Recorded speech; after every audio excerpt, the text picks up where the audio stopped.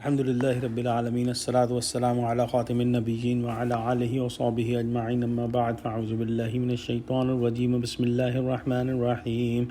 Qala Allahu ta'ala fi Surah An-Nisa, وَاللَّاتِي يَأْتِينَ الْفَاحِشَةَ مِن نِّسَائِكُمْ فَاسْتَشْهِدُوا عَلَيْهِنَّ أَرْبَعَةً مِّنكُمْ فإن شهدوا فأمسكوهن في البيوت حتى يتوفاهن الموت أو يجعل الله لهن سبيلا. Translation: As for those of your women who commit shameful act of illegal sex, then call an evidence of 4 reliable witnesses from among you against them, and if they testify allegation, then confine the guilty women to the houses till their death claim them, or Allah opens some other way out for them.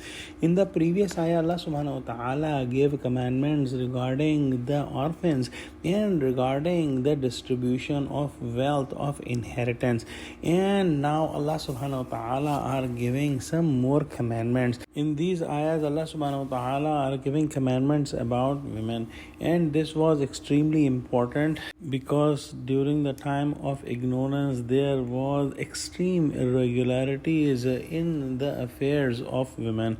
Allah subhanahu wa ta'ala commands in this ayah about the adultery committed by a woman, and these are the initial ayahs.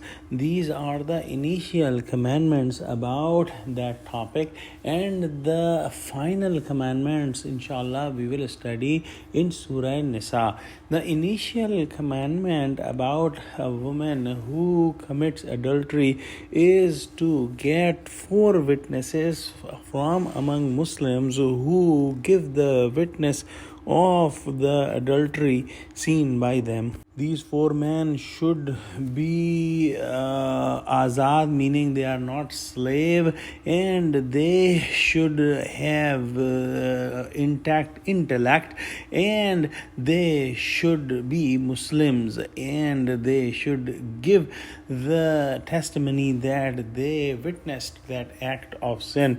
And if that happens, then the woman who committed adultery should be kept inside the house and should not be allowed to meet other people till the time of their death.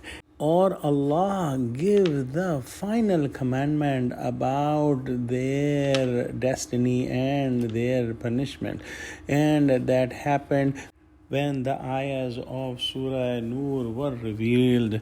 Let's pray that Allah subhanahu wa ta'ala give us true understanding of Quran and the commandments of Quran, and help us act on the commandments according to your orders. Ameen. Wa akhiru da'wana alhamdulillahi rabbil alameen. Wassalamu alaikum wa rahmatullahi wa barakatuh.